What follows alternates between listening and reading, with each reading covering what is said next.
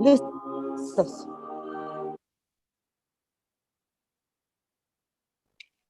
Okay. I think we are on air now. Thank you very much. I am Francisco Serrano. I am operations COO of Auditorio Nacional Lunario and booking manager for both of the venues. I am very pleased to have here at this panel dedicated to talk about the languages and the convergence of languages in the performing arts. And I would very much like to introduce Mariana Auxéméry, the head of the Festival Internacional Cervantino, who is about to give us a welcome. Thank you very much. Thank you, Francisco. Thank you very much for being here. Thank you all. Really, Mariana, toca ya. Gracias por estar aquí. Gracias. Gracias a todos. Thank you very much from Australia, from Spain, from Montreal. Thank you very much, everyone, for being here. You will be that great hands. Thank you, Francisco, for coordinate this panel and for having all of us here. Thank you, everyone who are watching this around the panel. Thank you. And this panel will be sorry, here everyone is talking to me and I lose my concentration. I just want to tell you that I'm very great and very grateful for having you here. Thank you, Francisco. Thank you, everyone. I have to go because I'm running a festival right now. But thank you very much. You are in a great hands. Thank you all, and I will follow the panel in my way. Thank you very much. Thank you, Mariana. Gracias. Thank you to Mariana, who is the General Director of Festival Internacional Cervantino. I would like very much to introduce our guests here today at this panel. First of all, we have Mariana. I want to make just a short note. This panel will be held to all of the people that is watching us in this live transmission in YouTube. This panel will be held in English, and it will be with subtitles. It will be available with subtitles next Sunday at noon in Mexico City time. And I would very much like to give this introduction, welcome to Mariana Garza. Mariana is a Mexican singer, actress, and theater producer. She is co-director of Mexico City's theater venues Teatro Milán and Foro Lucerna.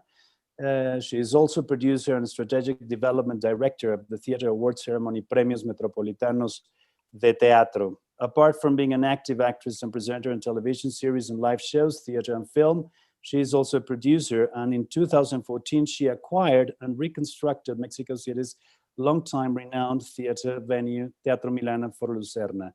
She is currently an actress in Mexico's first immersive theater experience designed with a social distancing approach, Elena, Teatro Milán, 1985. Thank you very much, Mariana, for joining us today. Gracias, Mariana, por estar con nosotros el día de hoy. Gracias.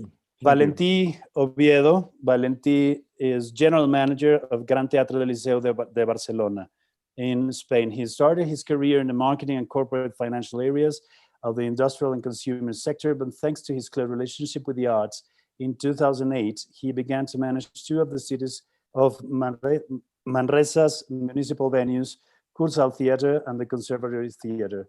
Later, he was manager of the consortium of the Barcelona's music center, L'Auditori, house of the Barcelona Symphony Orchestra. There, he was recognized due to the improvement of the entity. In July 2016, he was appointed manager of Barcelona's Institut de Cultura. He is currently general manager of the Gran Teatre del Liceu, a position he was appointed to in March 2018. Welcome, Valentí. Thank you very much for the invitation. Charlie Cush is Chief Executive Officer of Brisbane Festival in Brisbane, Australia. In 2020, the Brisbane Festival, usually the most anticipated event of the year, was one of the first major arts festivals in the world to be delivered during the COVID-19 pandemic.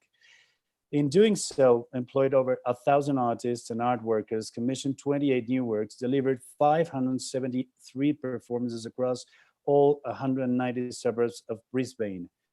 Before being appointed Brisbane Festival CEO, Charlie was the general manager of Circa Contemporary Circus from 2013 to 2018. His leadership was instrumental in the organization's accelerated growth. Circa's award-winning works have been seen in 40 countries. Thank you, Charlie, for joining us today. Thank you. It's lovely to be here. Maurin Auxéméry, artistic programmer, Festival International de Jazz de Montreal, Canada. He was born and raised in Marciac, France, house of the acclaimed Festival Jazz in Marciac. Maurin Auxéméry moved to Canada in 2006, where he first worked as a local jazz label before creating his own booking and management agency. He has worked with artists like Tigran Hamasyan, Sophie Hunger, and Eric Truffat. He joined the Montreal Festival in 2013. Thank you, Maurin, for being with us today. I really appreciate all of you, especially for distracting from all your duties and all the things that you should be doing today, for example, or right now. And the change, for those who are not aware, it's 7 o'clock in Barcelona in the evening. It's 3 o'clock in the morning of a Friday in Brisbane. Thank you, Charlie. Oh, tough shape. And it's 1 o'clock in Montreal, so it's very easy. Thank you for all of you. So I would very much like to start with ladies first, asking Mariana the first question about this immersive play. Mariana, en esta experiencia, desde marzo cerraron Teatro Milán y el Foro Lucerna. Uh-huh. En todo este tiempo, siendo teatros icónicos en la Ciudad de México, para un espacio para mucho teatro clásico y teatro alternativo, ¿cuál ha sido el principal reto al haber diseñado una obra, un espectáculo inmersivo, una experiencia inmersiva como Elena, Teatro Milán 1985, para traer de nuevo al público hacia el teatro? ¿Cuál fue el principal reto y cuál fue la motivación para llevar a cabo este paso desde las artes escénicas en las cuales convergen la manera de hablarle al público, la manera como el recinto le habla al público y la manera como los actores se comunican también con el público?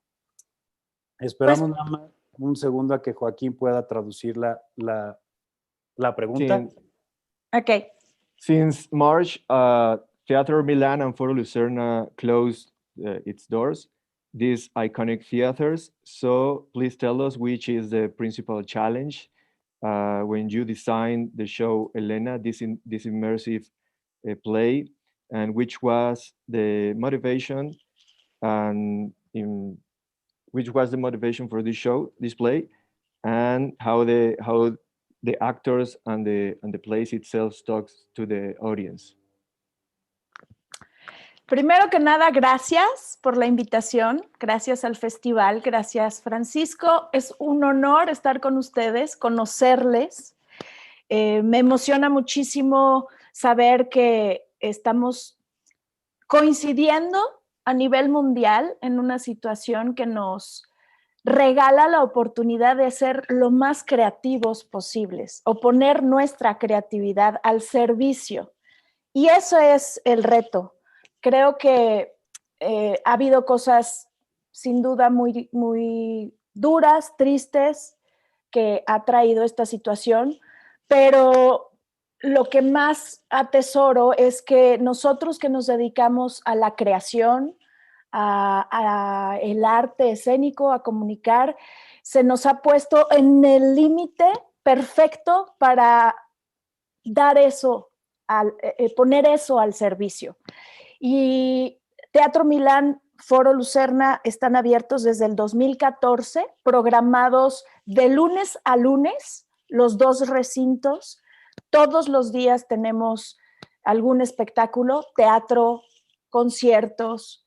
Y el día que decidimos cerrar fue 3 semanas antes de que se hiciera oficial, y lo decidimos hacer por corresponsabilidad. Yo no podía, con la tensión de estar escuchando por parte de otras partes del mundo lo que estaba pasando y tener abierto el espacio sin saber realmente la gravedad y ser una posible lugar en el que se contagiara más gente. Entonces decidimos cerrar justo antes una semana después de que cerramos, íbamos a estrenar una trilogía trabajando como actores Pablo Perroni, que es mi socio y codirector, y yo, junto con otros 4 actores. Y pues fue muy impactante tener que tomar la decisión, y lo que decidimos después de pasar el proceso lógico de negar rotundamente, no pasar por el duelo de tener que cerrar, de tener la incertidumbre de no saber cuándo podíamos abrir, porque pensábamos que esto, como un poco pasó con la influenza hace unos años, posiblemente íbamos a cerrar 2 o 3 semanas y tal, ¿no? Entonces, ya que vivimos esto, lo que empezamos a desarrollar con Pepe Valdés, que de hecho él estudió en Canadá y dirección técnica, es nuestro director técnico desde que abrió el espacio. Sabíamos que una vez que pudiéramos reabrir, lógicamente no íbamos a poder hacerlo al 100% de capacidad, y queríamos ofrecer algo en este espacio en el que pudiéramos abrir y no a capacidad completa, pero sí ofrecer algo que es de lo que se trata, Elena, que es regresar la confianza de las personas hacia estar en un venue, obviamente poder generar ingresos para todo el equipo, el staff que tenemos dentro de los teatros, y también tener un espacio, como siempre lo hemos tenido, activo para los colegas. Entonces, lo que se diseñó con Pepe, él se puso a estudiar toda la manera en la que hacen los flujos en los parques de diversiones y cómo adaptar ese mecanismo, digamos, a pues contar una historia.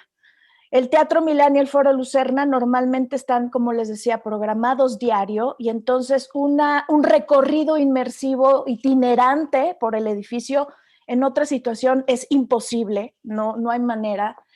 Y toda la historia se comenzó a diseñar a partir primero de este dispositivo de flujo.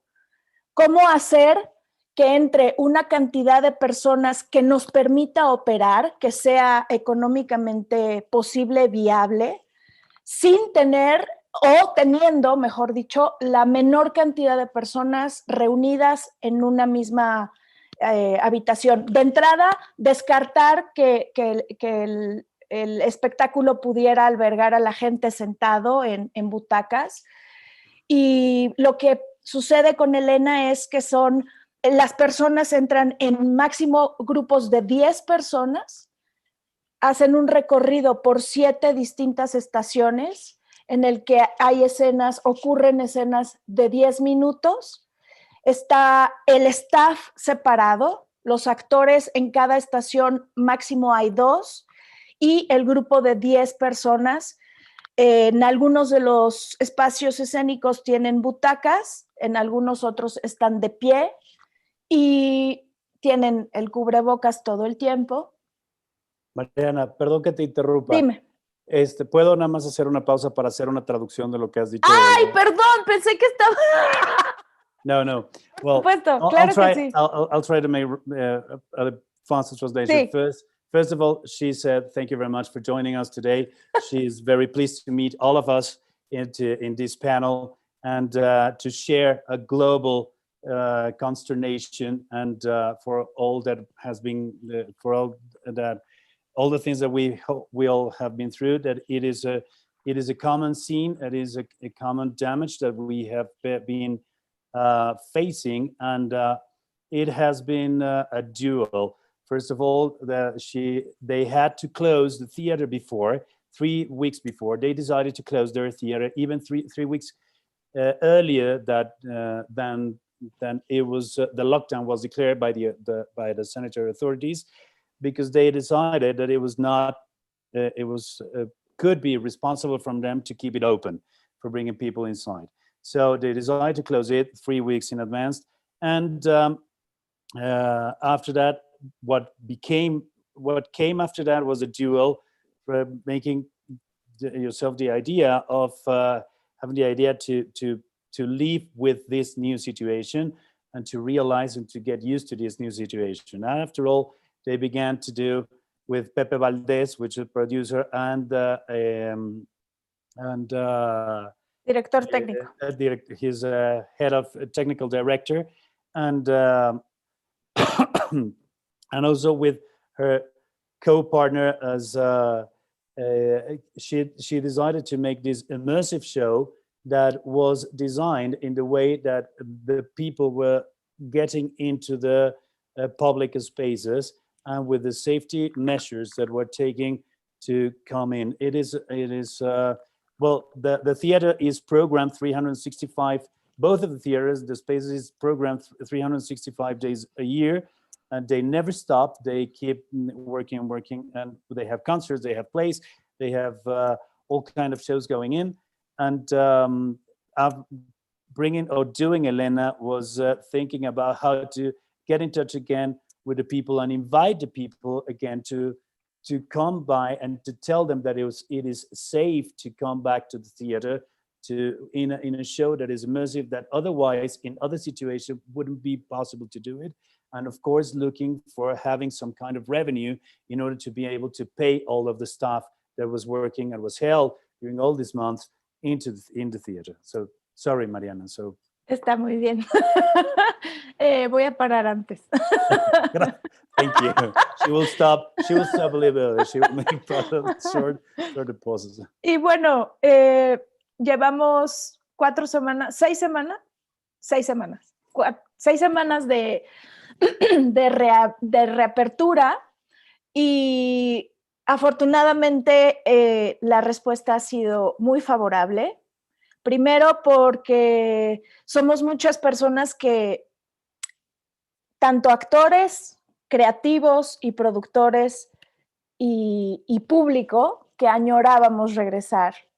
It's been 3 weeks. Sorry. We've been reopened for 6 weeks, and fortunately, 3 weeks. 6 weeks. 6 weeks. And fortunately, the answer of the audience has been favorable, good. Sorry. Yes. Y vamos a continuar con la temporada 3 semanas más. Ya había llegado a su fin.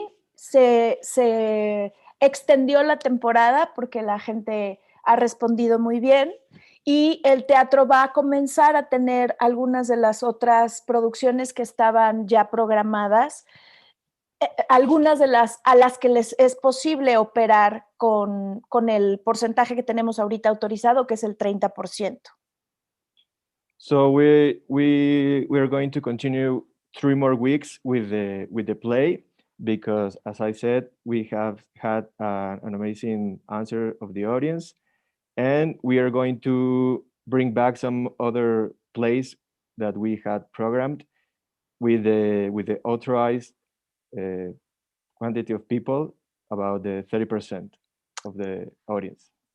A mí lo que me parece muy, muy emocionante de esta época y de estar al frente de la programación y de la producción en estos espacios es el enfrentarnos a un momento en el que no hay reglas, y eso nos permite, lo que decía en un principio, ser lo más creativos que podemos ser y estar ofreciendo un espectáculo que nos regresa al teatro y que nos permite retomar nuestra actividad como creativos de teatro, pero también al público, de acercarse a una salud mental. Me parece maravilloso. Estoy muy agradecida con Pepe Valdés, repito, que es quien nos ayudó a diseñar el dispositivo, con el autor, el director,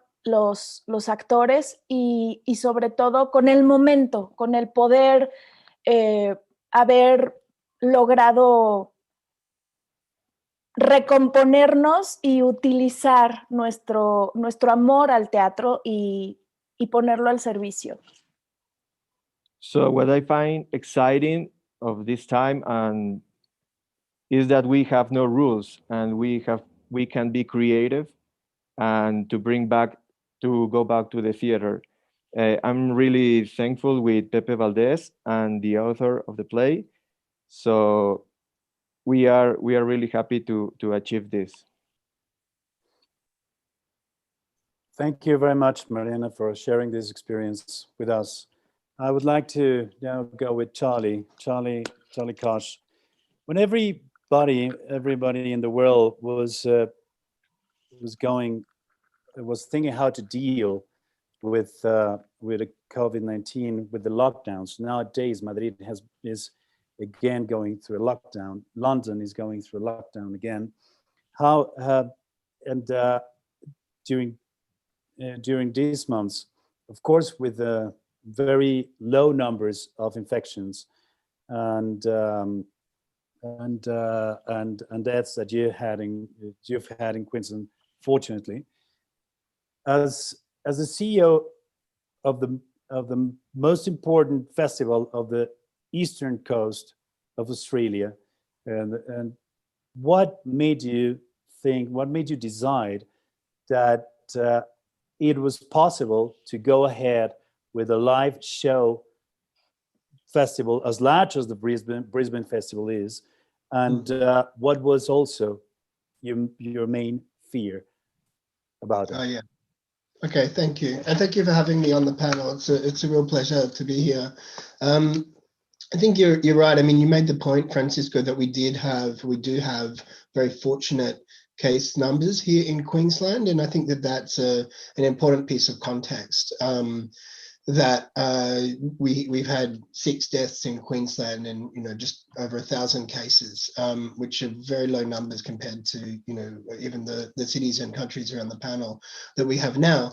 However, when the timeline of when we made these decisions, we were all in lockdown at that time. We were creating a festival in this format through our laptops with an expectation that things were going to get worse. So we were in a fortunate position comparatively, but we were still very much in a COVID lockdown environment when we were creating the festival. And Mariana talked about the March being the date when your theatre closed, and I think March is a milestone for all of us, that all of our plans that we had for beyond March all got thrown out of the window in that time. And so for us at the festival, we had a very formed international arts festival with theatre from South America, dance from Shanghai, theatre, the kind of international arts festival that you would expect. And all of that got thrown away. The footage that you're seeing on the screen now, we did these weekly rap videos. So this is from the end of week 2. And you can see that, we had performance that happened, and that some of this footage now is of, we broke our program into types of performance that could be taken to the people and delivered safely. So the initial idea when we were in lockdown was, how do we, if we can't bring the people into our venues, how do we take the art to the people?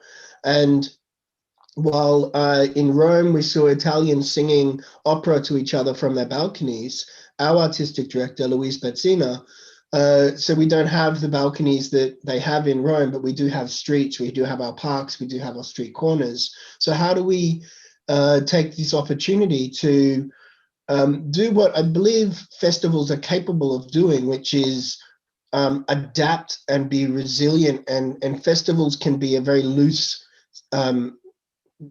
definition. So March, we took the whole festival that was planned, we threw it out the window. April, we realized that we couldn't rely on our box office income, we couldn't rely on our sponsorship, and we were probably going to get very low philanthropic giving. But fortunately, about 50% of our income comes from our government partners, and that's still a good $6 million. And if we have the ability to redistribute $6 million of very valuable money back into our industry in a way that theaters, ballet companies, orchestras cannot do, then we have an obligation to do that. So the drive in April was very much an obligation to our industry to say, how do we employ as many artists as possible and use this time of lockdown to commission as much new work as possible? And then how do we make sense of distributing that and performing it in September when our festival is on? And so the two main factors were an obligation to our industry to support them in a way that we felt no one else could. And if we did, then it was our responsibility to do so. And secondly, how to provide a beacon of hope and how to provide a gift to our city in a time when they would need it more than ever. And those two drivers were what led the artistic director and I to first try and convince our board, who then said, okay, maybe you need to go and speak to the chief health officer, the state government person who's making decisions about borders being closed and everything else. So we sat and we explained what we're trying to do. Some of our ideas were not allowed. Others, they said, no, you're on the right track if you can make sure it's safe. And then we had to write, we then became an administrative process of COVID plan writing. And we were writing our plans while other plans were being written alongside us. So theatres can now open in Brisbane. They have to have restricted numbers. There's certain rules about coming in and going. I see Mariana nodding. I'm sure she's very familiar with these practices as well as Valentini. We had to, once those were written, those plans about reopening theatres were written, then we could start to look at, oh, maybe we'll put theatres back into our program. Where there was a plan that was written around dance. If dancers follow a certain rule, they can rehearse, they can teach classes, they can perform on stages. Oh, great. Well, let's put dance back in our program. So we were responding as plans were being written and opportunities opened up, and as theatres reopened, we started adding more pieces into the program between May and July. And we really only added dance and theatre and circus into our program in July at the very last stage because they just opened up. Before that, it was a festival created for a lockdown environment. How do we have performances pop up on street corners so people in their houses can look out and see an orchestra or an opera singer in a park that they'd never expect to find them? We have beautiful public art by Dutch artist Florentine Hoffman, these beautiful birds that appeared across the city as a beacon of hope so people could look up and feel inspired. We had a laser artist from Melbourne in Victoria fly to Brisbane, quarantine in a hotel for 2 weeks, and then put lasers on 15 buildings and compose a really beautiful piece of electronic music that you could download through an app and listen while you looked at the lasers from wherever you were in the city. So very different festival to what we threw out the window in March, but an adaptable festival that was driven by principles of we have to do this, it's our role, it's important. And fortunately, in a context where the city wasn't as sick as other cities are getting, and very fortunately, we didn't make the whole city sick by doing what we planned to do, which was a very big risk. You know, what was I worried about? I was worried about we would be the cause of this thing. But we had so much planning and so many processes in place that we could proceed with a level of confidence that I didn't feel I was being irresponsible to my city in doing so. Okay, so let's say that the festival was reshaped and changing day by day. It was reshaped, you know. Yeah, version 15 probably, you know, draft 15 probably made it to the this program. But it's quite a dense program too that ended up being much more filled, and I look back on it with a sense of pride. And again, my artistic director Luis Pizzino did an amazing job of actually having a festival that felt like it could be an international arts festival outside of COVID time. You know, it had a dense, and it has merit and artistic integrity. It just, as you say, was reshaped and remade and adapted all the way through. Okay. Well, thank you very much, Charlie. We'll go back to that in the next question. Valentí, I have a question. Well, one of the things that was a landmark in these pandemic days was we were talking about the Eugenio Ampudia piece that was put together in June.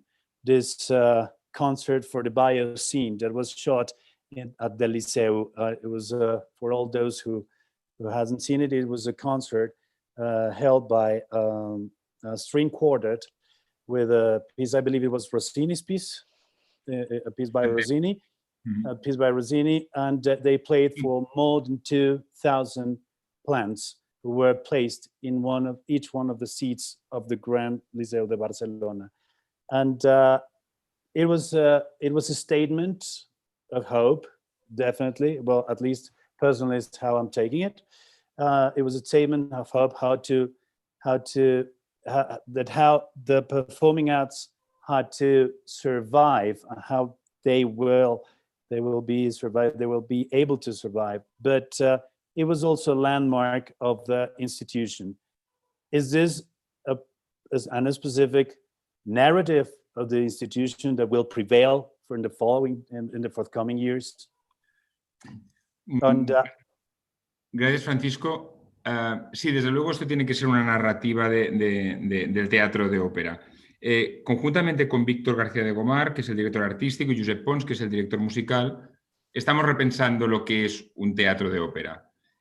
Fijémonos que Macbeth de Verdi hablaba de la liberación de la mujer, las bodas de Fígaro de Mozart hablaba ya de la caída de la aristocracia. Wagner impulsa la relación entre el hombre y la ecología, cosa que ahora todavía se prevale. ¿Y dónde están los teatros de ópera hoy en día? Pensábamos que corremos el riesgo de estar alejados de la ciudadanía. Y cuando un teatro de ópera está alejado de la ciudadanía, corre el riesgo de desaparecer. En ese repensarlo, planteamos, por ejemplo, el día que abrimos las puertas y no podíamos poner público, que cómo nos expresábamos. Ahí vino Eugenio Ampudia con la propuesta. Pues claro que los teatros hoy en día tienen que hablar de la ecología, de que la naturaleza tiene que estar en el centro de las políticas del ser humano. Claro que el teatro, pues estamos hablando con proyectos educativos de las migraciones, del transhumanismo, del feminismo, de la diversidad. O hablamos de esto porque esto es el arte, o estamos un poco perdidos. Esta es la reflexión que hacemos. Al final la ilustración, desde la ilustración se nos ha marcado mucho decir sí o decir no, prever aquello que es útil o no inútil. En cambio, justamente el arte es lo que permite transformar a las personas. Y o somos nosotros que desde el arte lo ponemos en el centro de las políticas, o estamos perdidos, y lo tenemos que hacer de manera atractiva y de manera que alcance a mucha gente y por tanto conectar lo que la gente quiere con lo que nosotros hacemos para lograr transformarlo. O sea, adiós a la ilustración, vuelta al humanismo y vuelta a que los teatros de ópera sean útiles no solo para que estéticamente alucinemos, sino también para que seamos útiles a través del arte a la transformación de la humanidad, que es lo que requerimos hoy en día. Siempre digo, el Big Data sin humanismo no es nada, son datos. Y el humanismo lo aporta el arte. Y desde ahí es donde estamos trabajando, pues desde nuestra parcela, desde la ópera. Pero también con una cosa muy egoísta, subsistir. Porque si no, fijaos, el Met ha cancelado toda una temporada que seguramente de aquí el año que viene pues abrirá con festejos, pero la realidad es que la institución más importante del mundo ha cancelado y no hay manifestaciones en la calle. Y no me preocupa que cancele el Met, sino me preocupa cuán importante es para la sociedad la cultura. Y ahí creo que tenemos que hacer un ejercicio de autocrítica para volver a estar en el centro de la gente, porque somos necesarios. Somos necesarios. Gracias, Valentí. Joaquín. So we are representing an opera theater where we share the relation between men and ecology, for example. And today, the opera theaters, we think that are in risk. We fear the risk that we are far from the people. So, and when we fear the risk of disappearing. So the day we open the doors, we are trying to save this. So the art is what allowed us to transform people, and from the art we try to put this at the center of the politics, or else we are lost. So we're trying to connect with the people, and with this we're trying to transform it. The theaters, the opera theaters we want them to be useful through the arts, and through this we want to transform humanity. So we can see some examples like the other theaters that has canceled, and there are no manifestations on the streets. So the question is, how important is the culture to society? And we're trying to do this exercise of autocriticism. Gracias, Joaquin. Thank you. And adding a little bit more about what Valentí said is that, for example, the Metropolitan Opera has closed. New York has closed, and it will be closed until next year. But you don't see any riots on the street from the people saying that it was closed, or being angry, or protesting for the closing of the Metropolitan Opera. It will be reopened, but we have to get closer to the people every time as an opera theater. ¿Está bien así, Valentí? Yes, well, perhaps what I say is, from illustration era, we have been taught that the things have to be or yes or no, or even we have been taught that everything has to be useful, but we have lost though that is very, very important. Art gives us contradiction, art gives us another point of view, and our responsibility is to give to the citizens this point of view, and we are really far away nowadays from the citizens. The opera house, I mean, perhaps the theater is different because with the dramaturgists can explain many things, but we have an obligation to give this opportunity to the people to help them to have some contradictions, and what I told that I think is very important is, after the art, what remains? After the art remains the human transform. So we have to work in this issue, and this is what we have thought with the artistic director and the musical director. And one expression of that is the concert of Biosé that we could that we did last June. Okay, well, thank you very much, Valentí. And now we're going to on. We were in a previous talk. We were talking that you were talking that about one very interesting thing, that was that in this case, in this pandemic, we had to become not only producers, but we had to learn how to become also a TV producer, and you had to be both. You have to dominate. You learn a new job. You have a new job with the very same page, the very same pay, and they are not going to pay you anything else for that. But that you had to deal with certain things that, when being a producer, you didn't have in mind, but it had, just in Charlie's case, you had to reshape the festival, the international, the jazz festival, for doing so. And the costs were, in some cases, were the same, and in some cases were even higher. Yeah.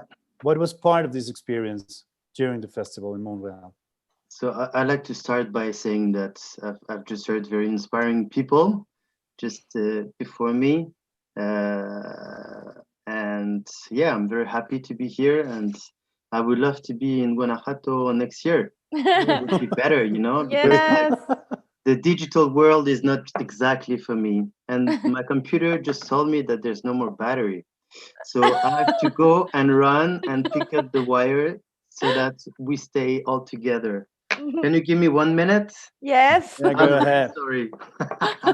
Timing, you know. No. It'll happen.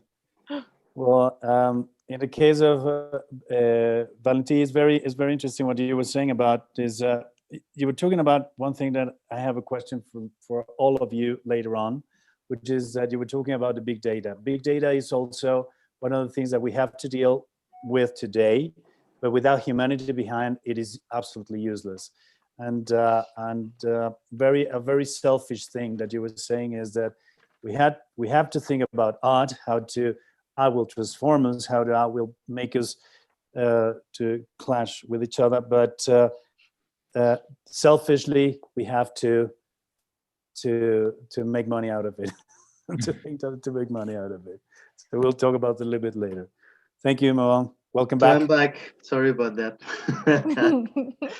So yeah, I mean, we went through the same process as everyone here. We've learned in March. I mean, we've decided in March that we couldn't have a real festival, and it feels like a decade ago already, which is crazy. And yeah, we had to think about doing something nonetheless, and you know, we decided to take that digital route, like many of us, to present, you know, what we do, to give this impression of what is the jazz festival that we do every year, which is, you know, quite a big festival. We're doing like something around 400 shows over 10 days. And it's a mix of, you know, of local artists and, you know, artists from everywhere, from Canada and all over the world. It's a jazz festival, so we're trying to have like at least 50% of, you know, jazz during our festival. You know, it's like the minimum for us. And the thing is that this is like a free festival, which happens downtown Montreal. So anybody can attend the festival. You don't need to have money to come and participate to the festival. And it's been like that for forever, which is a little bit more than 40 years. So yeah, we when we had to cancel, we thought about that digital festival, and, you know, with a few objectives, which was, you know, so like I just said, give like a taste of what is the festival, bring some work to our people as well. And when I say people, it's the people who work with us in the company, but it's also, you know, all the artists and the people around, obviously. You know, all those tours and like concerts and everything that got canceled was something very bad for the cultural economy here, and especially for the artists. And the artists, you know, they always have people around them, which are their, you know, their musicians in our case, the sound guys, you know, the light guys, all those people that couldn't be working because there were no shows, no tours, no nothing. So when you're like a singer, you can get, you know, some royalties and, you know, stuff like that. But when you're like an artisan, you know, not the artist, but the people around you don't get the money. So that was very important for us to bring something to them. And, you know, at the beginning of the pandemic, we saw all those people doing live shows with their iPhones, on Skype, on Zoom, on everything. And, you know, we were having the music, but not necessarily the quality in terms of sound and image. So that was one of our main objectives. If we have to go, if we have to do something, it needs to be absolutely perfect. So yeah, and yeah, so that's what we had in mind doing that. So we started booking the artist and, you know, preparing the space, getting like a huge security plan, and, you know, respecting all the rules and getting the, you know, the approvals from governments and city and everything to be able to do it.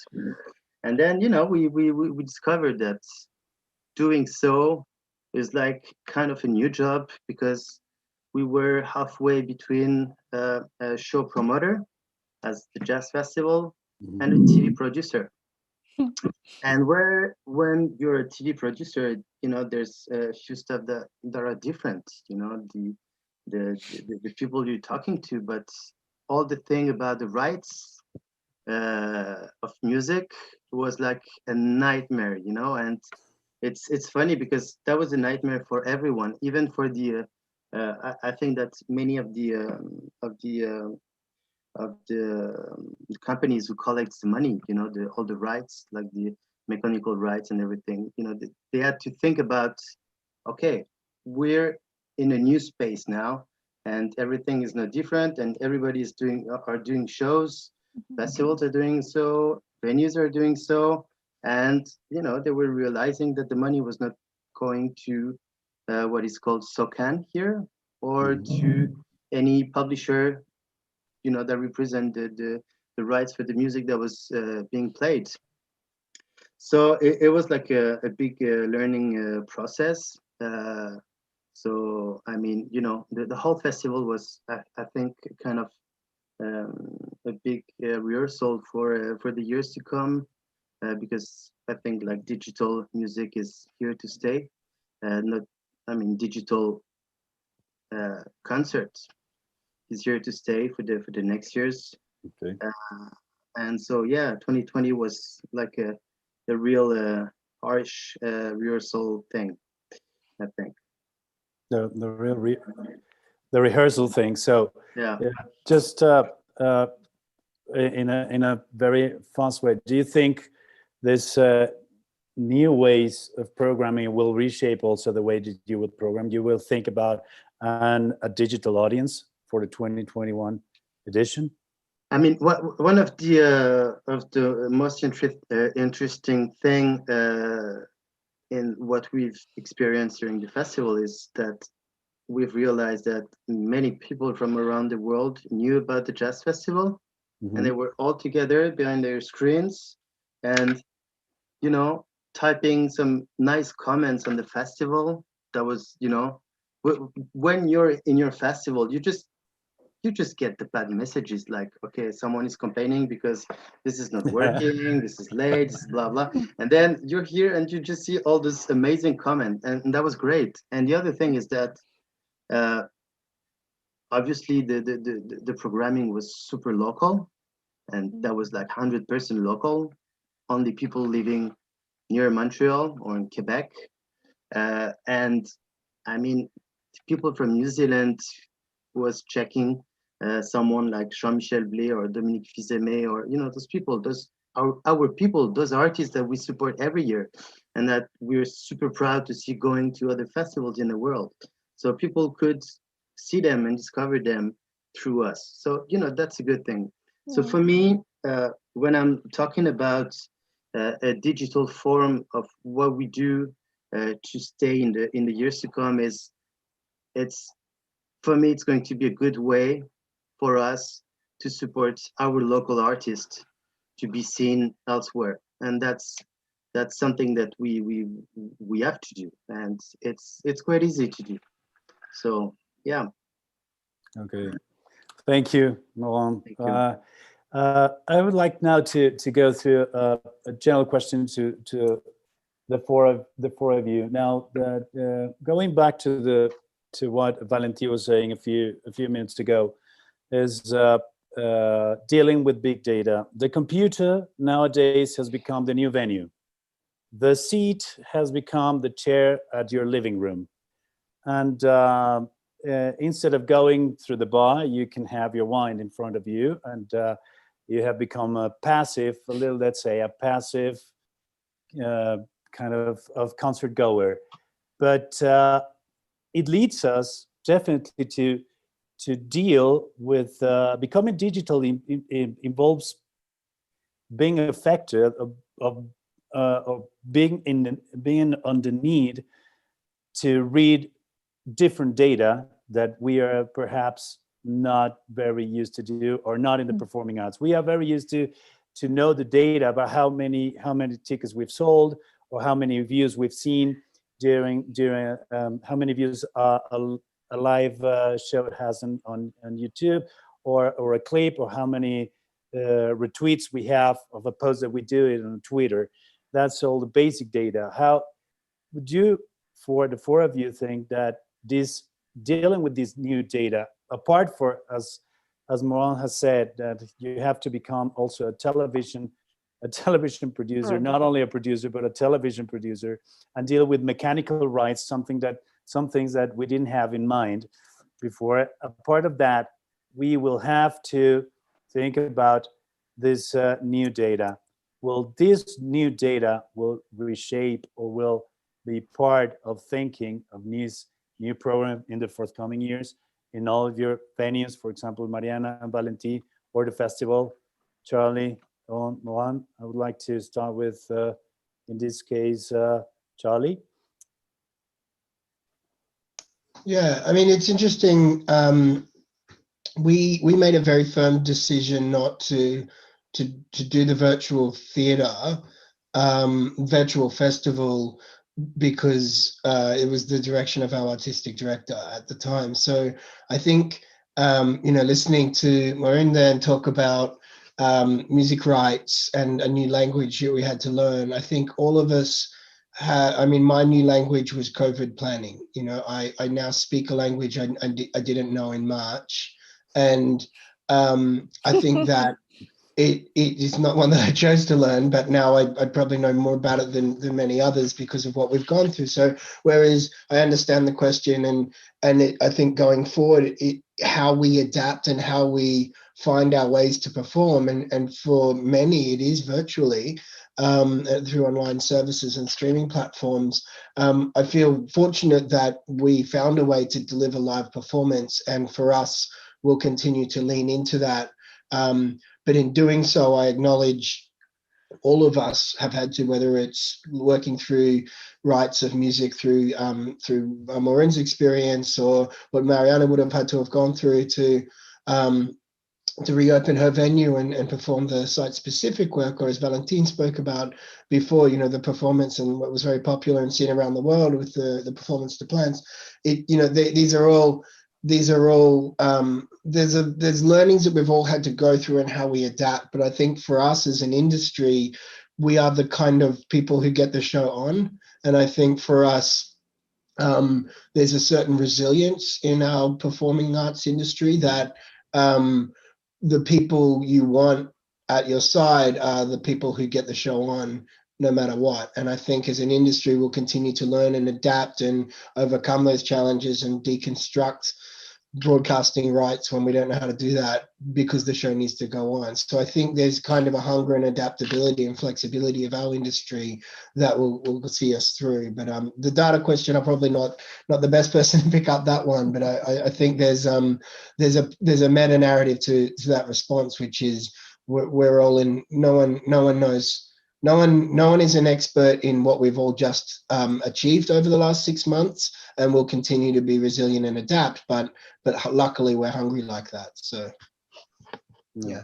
Thank you very much, Charlie. Mariana. Coincido muchísimo en todo lo que dijo Charlie. Y lo mencioné en un principio. Creo que lo más hermoso de esta insisto siempre en buscar lo hermoso de entrada.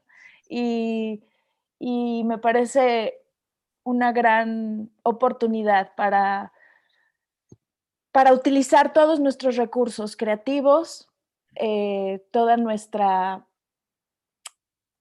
algo que hace mucha falta, que es empatía, y transformarla en algo que pueda llegar a las personas a través del arte que cada uno de nosotros hacemos.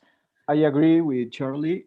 I mentioned before, the most beautiful, I think, is a great opportunity to use our creative resources, to be empathic, and to transform this in something that we can share with the people. Y pues exactamente, no estamos ante algo que tenemos que construir por día, y también coincido con Valentí en insistir en poner sobre la mesa por qué nuestra industria no es una cosa de primera importancia para el mundo entero, porque al escuchar que está pasando también eso ahí, que pasa mucho en México y que es con lo que yo me topo todos los días desde que reabrimos los teatros en 2014 y que he estado al frente de la programación, pues se hace mayor nuestra labor, nuestra tarea, poner en primer lugar de necesidad por el aporte que crea lo que nosotros hacemos, la industria, el arte, la ópera, el teatro, la música. So, exactly, we are trying to reconstruct this day by day, and I agree with Valentí on insisting on putting on the table why our industry is not a first necessity thing, because to hearing it happens all over the world, and I find this every day since we opened our theaters on 2014. That's our biggest job, to put on first place what arts, music brings to the society. Gracias. Thank you. Gracias, Joaquín. Valentí. Francisco, I completely agree what you said before. I mean, the screen becomes another venue, but I think that will be another venue in a different way that we understand nowadays. I mean, first of all, the screen is an opportunity, but also can show our abilities. I mean, because the screen, we can show what we do on our stage, but this gives us a big scalability. So this is a big point. So we can show what we do to the whole world, but this means that we have to be absolutely demanding what we're performing. So our quality has to be excellent. Our singers have to be excellent, because we show what we do to the whole world. So this gives us an opportunity, because it's a way to give a scale to our business, and so wow, we have a business with a scalability. So this is all what we wish, actually. But when I said that I think that this will be in a different way, is because we cannot only show the performer, the perform. We have to add value. We have to create a community of attendance, a new community of attendance. So we not only show the show, we perhaps will be some specialists about the opera that will keep in touch with the rest of attendance, explaining what is happening to the opera.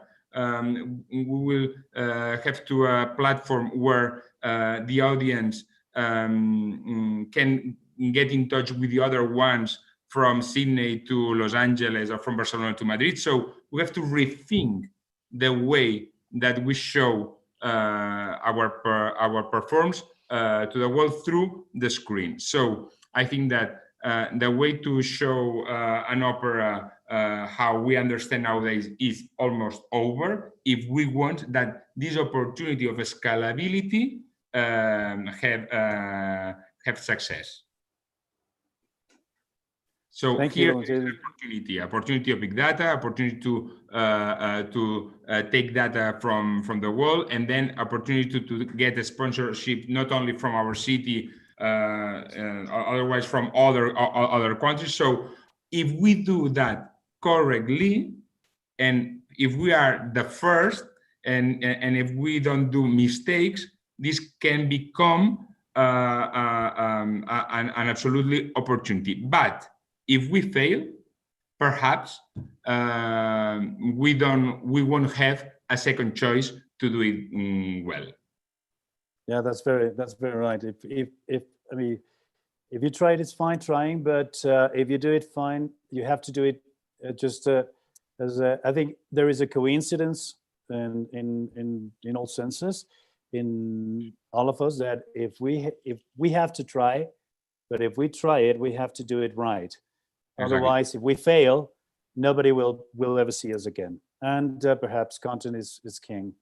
Now, Maurin, for last with this last question, do you think dealing with this big data and performing, and since the computer has become the new venue, and the seats are in a different way, in a different part of the venue, do you have to? Will the decisions of programming a festival will be also taken by considering this new big data, this information that the data is giving you?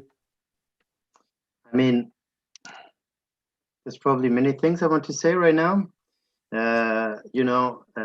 Valentí was talking about we have one chance to show something and to interact with the people from everywhere and find new ways and everything. Then I think that maybe we're going to all get competitors at some point, because if the people are buying a ticket to see a digital show in your opera house in Barcelona, why would they do it for my opera in Montreal? So it becomes like a giant village where you can access anything. So that's one thing about what was said before. In terms of data, I feel for me it's like it's to see business not being culture, or art or culture not being business. And I feel that Charlie and Mariana are doing stuff because there's like something very important in terms of the artistic object. Mm-hmm. I do, I'm more on the business side of it, I'd say, where I need data every day. If I book someone, I've probably checked where this guy is on Spotify, on Apple, on Instagram, on Facebook, on everything. And if he's not at the place, at a good place, I'm going to think about it. And, obviously I'm not going to not book someone because he just has like a few hundred people on his Instagram. I don't care, I have many different slots where I can do stuff. But, it's like a concern we have all the time when we are building the programming of the festival. But then, if you're doing some digital stuff and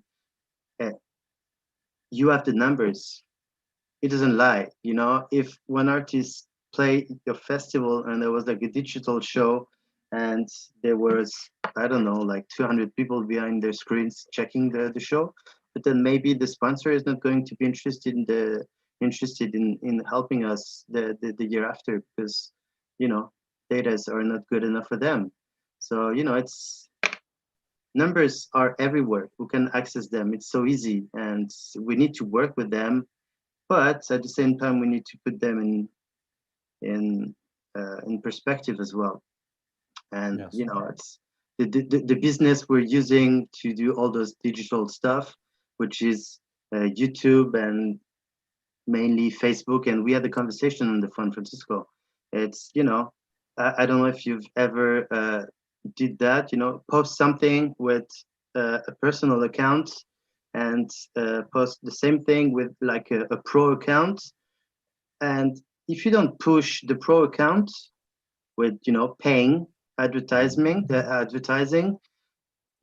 your personal account is probably going to have more clicks than the corporate one.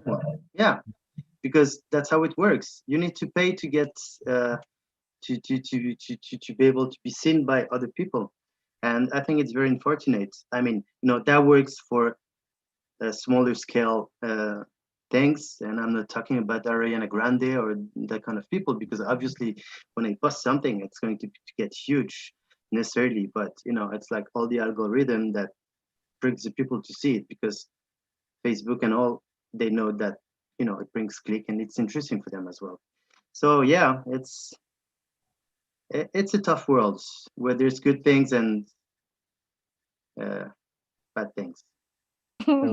At the end, there's nothing like life experience, obviously, because in our budget also the main income comes from life experience, but also this also demand us to do it excellent in our venue. So we have to work hard in order to give a good experience to our audience, to explain that there's nothing like life experience, and try that they come again and again. So everything helps to give better experience in front of your screen or in live experience. But surely we can do exactly, because people have to meet each other, actually, because we are human and we need that, no? And we need that to feel what is in front of the stage. But at the end, digital platforms exist, and we cannot give behind them, actually, I think. Yeah, definitely. And well, it's been very interesting all what you've been saying, and exactly one of the things I want to put in context is that Maurin and I, when we had this telephone conversation, we were talking about that sometimes it's much easier to get a wider reach of an audience from a personal account than from an institutional account. That sometimes those institutional accounts are perhaps by Twitter, Instagram, or Facebook are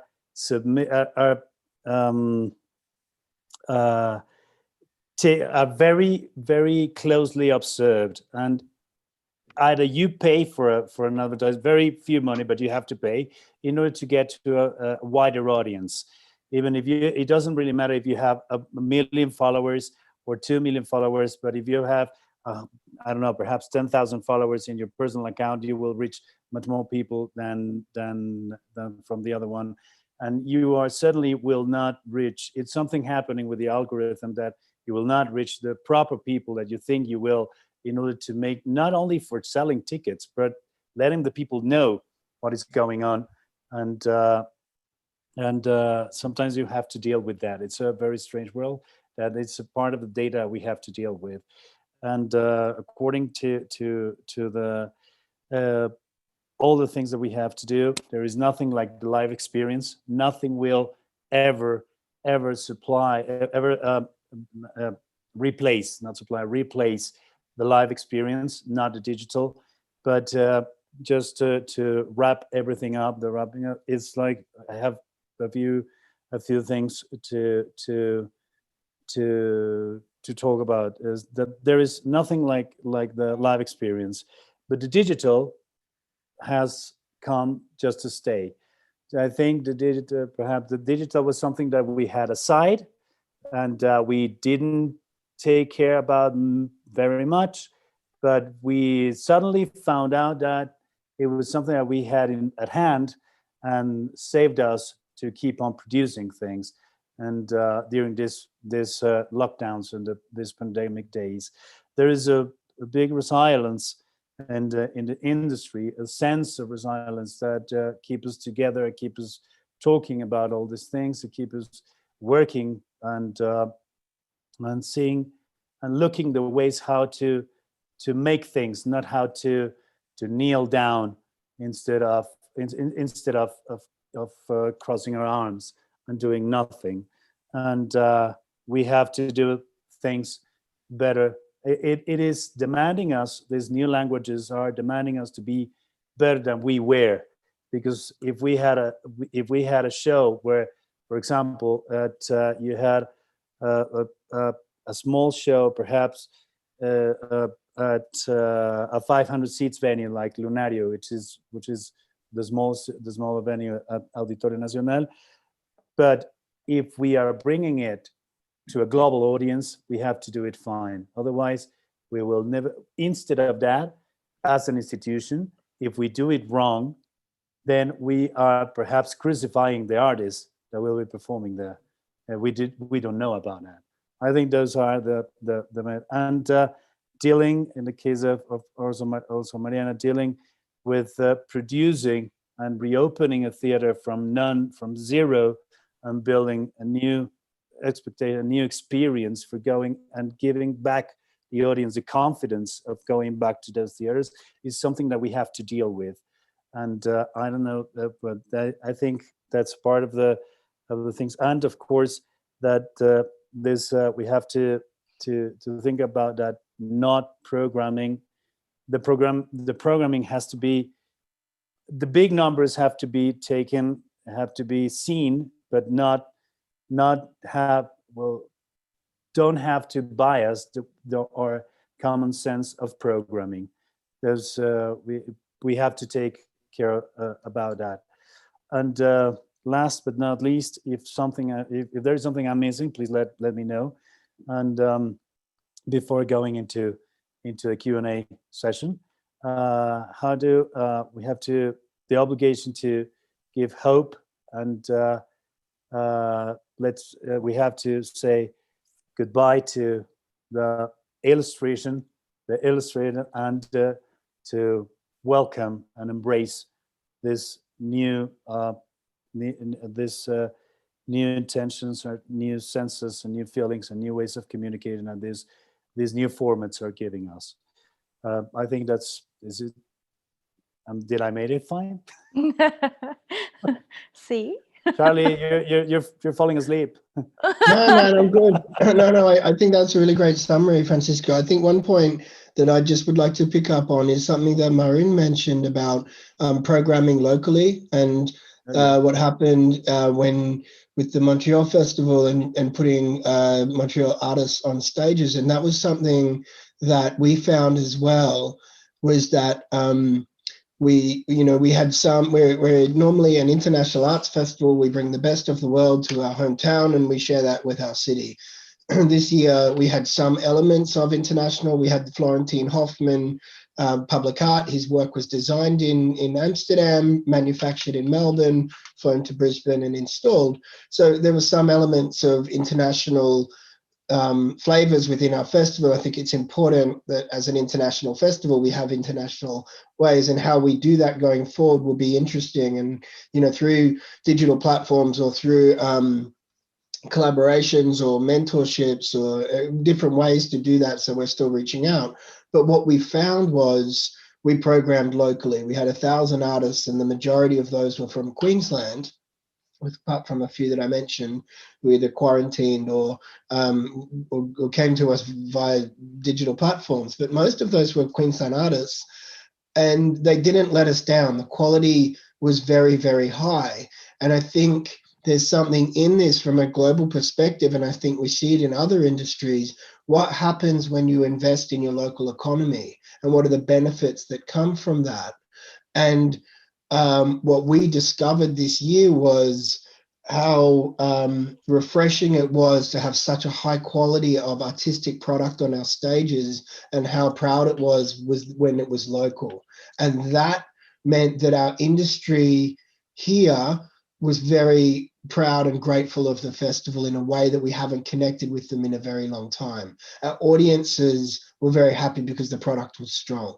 And we actually found that we had a better response here within the industry, but also on the outside of the industry, within politics and our board and audiences who really appreciated that. And I think, you know, part of the provocation, Francisco, you gave us is going forward, what are the learnings from this time? And I think what happens when you invest locally and what happens when you allow that to be of such a high quality, then and finding that balance. And I think that was a really interesting point that Maurin made, and it's been our learning from this year. So I thought I'd just share that. Okay, yeah, that's true. So that's one of the biggest learnings of this, and that will be definitely one of the things that we have to keep in mind for next year and the forthcoming years. So strengthen and supporting the local talent and the local artists, and perhaps trying to become international, sometimes we forget the local numbers of the local artists. Yeah. So thank you very much, Charlie, for that, for the observation. And I don't know if someone else has something else to say. Si alguien tiene algo más que decir. O pasamos a la sesión de preguntas y respuestas, so we go through the Q&A session. Okay, so pasaremos. We go through the Q&A. There is Arturo Pascal. Could you, it's whoever wants to answer to this question, for example, could you give us an example of whom do you think is making a great job breaking paradigms in the pandemic in the performing arts sector? It could be an artist or a festival or a government policy. Of course. It's too early to think about, because I think that nowadays, under my point of view, all the governments are thinking about how to reduce the pandemic issue. And so in cultural terms, I think that is still early to now politicize in terms of new ways of understanding culture, I think, nowadays. Okay.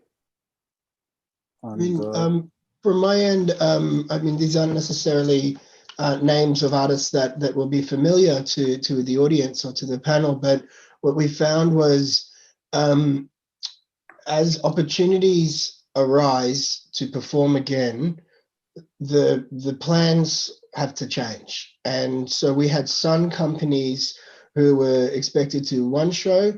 That wasn't possible, but they adapted in looking at different ways to perform. So for example, there's a local company here called Polytoxic. They took their theatre show, threw it out the window. They ended up doing a piece where they did like a time capsule. They interviewed many people from across the local arts industry. They then made a beautiful video art piece that then blended some of that, turned it into a projection piece, and projected it onto the wall of the Powerhouse Theatre, which is an old industrial, used to be an industrial brick, electrical station, and is now a theatre, beautiful brick building. And they projected onto the front, and then they had circus performers on ropes, kind of doing up and down the wall. So they kind of had this live art piece that then the audience it was free to the public, but the audience had to stand 4 meters apart and, COVID. But it was a piece that engaged the entire industry. It was a beautiful spectacle piece. It had live performance, video projection, etc. And they made it in 3 months because that was the opportunity. We presented them and they did it. Another company did the same thing. They had a theatre show, they threw it out, and they did a piece similar. I don't know the work that Mariana is talking about, but it was a live art piece, and it wasn't a theatre show, but it had audiences. If you turned up with your partner, you got separated, you sat at a table and you met a stranger, you were given a bottle of wine and you had to answer questions that were predetermined. There was performance in and around it. There was musical, it was a promenade piece as well, but they adapted and remade it based on what were the rules. And I think, again, I acknowledge the fortunate position we are here, but not everyone in Australia has done what we've done in the last month or so. Because they haven't lent as heavily into what's possible. And if there's a crack, the door's open this much, we're just leaning into it to see how far we can get it open without breaking the rules. And that's what a lot of our artists did. what can we do? Then how do we break that open and explore the potential within that, you know, still reduced parameters, but gosh, we can fill it with something beautiful, even if it's reduced. And I think that's the more we have to do, is lean as heavily into what's possible and then fill it with art. You know, and that's what I found our companies, you know, these are local companies, Polytoxic, Circa, Contemporary Circus, where I used to work, The Good Room, you know, great local companies who adapted. We had percussionists on the roof of reservoirs overlooking the city because they're industrial concrete slabs, but they have views of the city. So you put a tam-tam up there, a gong, and have a percussionist play it, and it's the most beautiful experience you'll ever have. But whenever would you find yourself on a reservoir roof with a view of the city, listening to one percussion piece for a half-hour set? You know, this was all created because the door opened that much, and we just leaned as heavily into it. And I think artists will do that, you know. So never underestimate every opportunity that you have in front of you. Tenemos una pregunta para Mariana. We have a question for Mariana. Lo que la pandemia nos ha mostrado es que el público está listo para el entorno digital.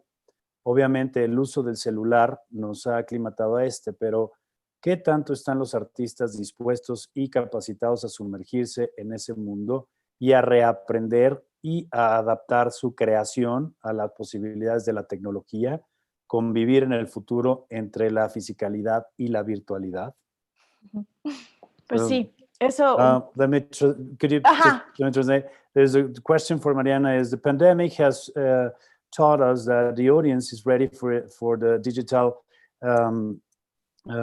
environment. Obviously, the use of a cell phone has been part of it, but how are the artists willing to do, and are they capable to submerge themselves in this world and to relearn, reshape, and readapt their creative process to the possibilities that technology is giving them, and to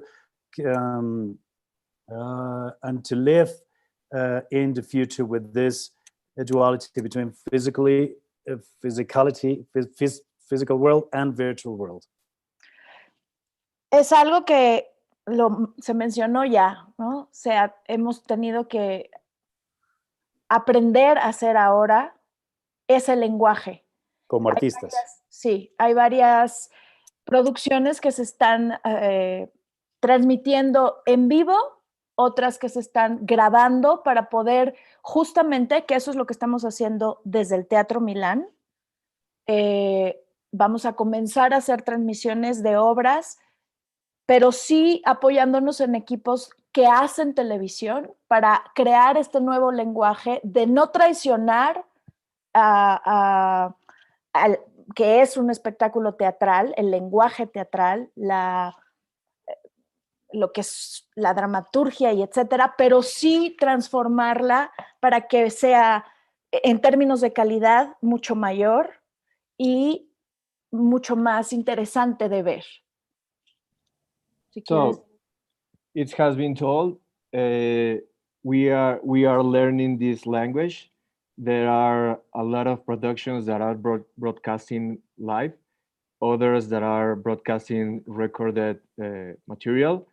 And so we, in our theater, we are going to do this. We're going to broadcast some plays, but we are trying to, or we are supporting ourselves on television teams to not betray the theater show and the dramaturgy. But yes, we are trying to bring the most quality and to transform it for this.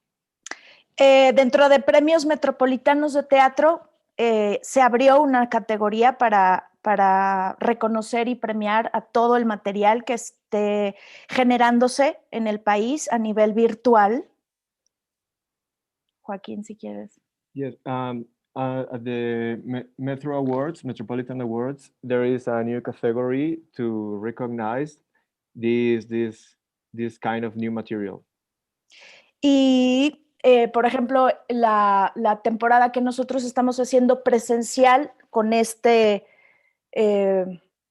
dispositivo de no mayor, grupos de no mayor de 10 personas, también tienen un material que es un documental que está en YouTube disponible y que muestra cómo es que se creó, cómo es que funciona, y la idea es eso, replantearnos todos los que amamos el arte en vivo y que no vamos a dejar de hacerlo, cómo sí adaptarnos a esta nueva forma de llevar nuestros contenidos y aprovechar que es esta gran oportunidad de que se pueda ver a nivel mundial, que creo que esa es una muy buena ventaja para todos, el poder compartir lo que hacemos localmente en nuestros teatros, ahora hacerlo, utilizar las plataformas para poder exponerlo en todo el planeta.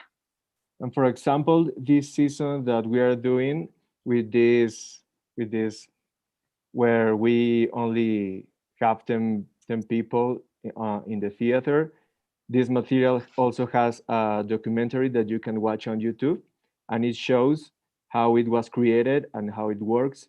And the idea is to bring again the live art and how we adapt to this new form, and how we bring our new content and to take advantage of this huge opportunity.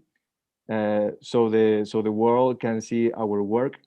It's an advantage that we can share what we do locally in our theaters, and we use these platforms to expose it. Gracias. Thank you. And from Moran, there is a question. Do you see more international cooperation now that we all need to survive and come back?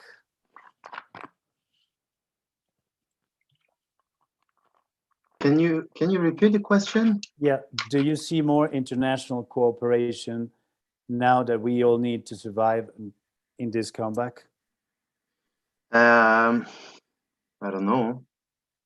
Like more company being here for as partners of festivals. Well, yeah, perhaps. Or you have more. I mean, have the connections, international connections, have grown during this pandemic days? I'm not sure. But you know, I don't work for in the partnership department. I'm really focusing on the booking department. But I feel that we're still very Canadian in our partnerships. But you know, I think that other than, you know, partnership like business that brings money in, I think we're talking a lot to many different organizations in the world, like other festivals, and it's, you know, there's a lot of conversations with for me, for instance, like many different jazz festivals in Canada, to see what we can do all together to do stuff better, and, you know, find ideas in case this pandemic keeps on. So it's a good time to the crisis brought that, you know, the gathering between people, where, you know, looking for other people to talk to about where they're living, as, you know, as a business or as a human being. So yeah, yes and no. Okay. Well, I think we have many more questions from the audience here, but I think we are running out of time. I would really like to thank all of our guests today. I think we've been here for an hour and a half with a very interesting approaches to the performing arts and the new languages that we've been through the in these months, and specifically what will prevail for the next years, the following years.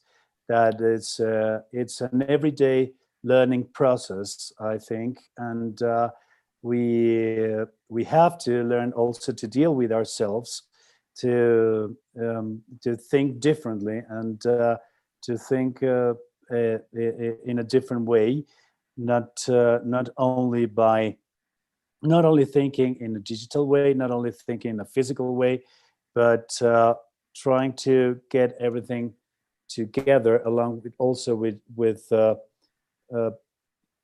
all the feedback that we have, either from the artists and our audiences all around, and our global audiences all around the world. So sometimes we feel clustered, and we can't see beyond our four walls where we are. And I think this situation has forced us to think wider and to think out of the box, definitely. But I don't see the digital world be a good thing for the health of artists around. And I think that more than us, they need people in front of them to vibe, to feel the vibrations. And my wife is a performer, she's a singer, and she was proposed to do like shows with like just a 250 people capacity, and she was like, no, I don't want to do it, because I'm not going to deliver what I'm supposed to deliver in front of like a full house where it's hot, where it smells beer and sweat and all that. You know, nothing is going to be able to replace that. And the artists feel that, I think that the artist needs this atmosphere to be able to do something. Yeah, right. It's part of the rush that you need as an artist to know exactly what you deal with. Being on stage is that's something that Mariana really knows about. Being on stage in front of a very large audience is sweating and not trying to see who is in front of you, but definitely the lights will never let you see the faces. But the live experience, either for the audience and for the artist, will definitely be replaced. They don't know what to say between songs, you know. It's like, okay, thank you for being here. Okay, let's keep on. Okay, thanks. Bye. They're waiting for the applause. Yeah. And the only people giving the applause are the staff around. Yeah, exactly. Well, I don't know if someone of you have anything else to say or to add to this really wonderful, interesting panel. Invite us in Mexico next year. Yes. I'd love to come to Cervantino next year. Definitely, we will be delighted to see you at the Festival Cervantino, which is it will be a 3-week wonderful experience next year, and in 2 years it's turning 50. So it's going to be a huge party in 2 years. Mariana is not, she really had to, as she said, she had to go because she's running a festival nowadays. So, but very much. Well, thank you very much to all of you. Mariana, yes. Muchísimas gracias. Juan, gracias. Merci. Fue un placer. Valentí, gracias de verdad. Charlie, thank you very much. Charlie! Thank you for this. It's almost... Good night, Charlie. Good morning, Charlie. Good morning. Oh, it's morning time now. I don't really want to but one of the things that happens during these transmissions and during this meeting is that you pour the coffee on your notes. You handled it very tactfully, Francisco. No one knew. You didn't break a sweat. Well done. No, I wish it had been whiskey. Unfortunately, it was not. But it was not. That's a waste of whiskey right there. But muchísimas gracias a todos. De Gracias. verdad. Thank you very much. On behalf of the Festival Internacional Cervantino, en nombre del Festival Internacional Cervantino, and the Auditorio Nacional in Mexico City, I'm really pleased and I'm really honored to have been the moderator of this panel and to know all the aspects that are of all the people that are going around this world where we are more connected every day. Thank you very much. Recordamos a toda la gente que nos está viendo que la retransmisión subtitulada será el próximo domingo a partir de las 12 del día en el canal del Festival Internacional Cervantino. For all the people that is watching us, we will have another transmission of this panel next Sunday. Will be available with subtitles in Spanish for all the people that were watching us. So we will be able to see us again. And for all who want to, thank you for everyone, to Ariadna, for being able for keeping us updated, Fernanda, Yadira, and of course the Festival Cervantino, and Joaquin for translation. Also, thank you very much. And I hope to see you next year at the Festival Cervantino. You will be bewitched by the magic of a city like Guanajuato. You all have to come. Yeah. Thank you very much, and a big applause for everyone. Okay, guys. And Thank you. Nice. Goodbye. Bye. Thank you all. Bye-bye. See you. Ay, good. no.